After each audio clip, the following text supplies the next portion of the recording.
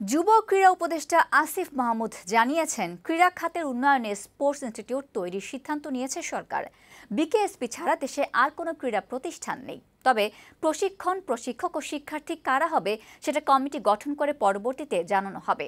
প্রতিটা ফেডারেশনের জন্য আলাদা করে প্রশিক্ষণ ও প্রযুক্তির সুযোগ সুবিধা দেওয়াটা নিশ্চিত করাই হবে এই ইনস্টিটিউটের কাজ। সকালে সচিবালয়ে সাংবাদিকদের এসব কথা বলেন ক্রীড়া উপদেষ্টা।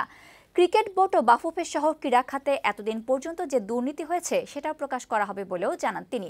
ক্রীড়াঙ্গনকে সম্পূর্ণ রাজনীতিমুক্ত করার ঘোষণা দেন যুব ক্রীড়া উপদেষ্টা।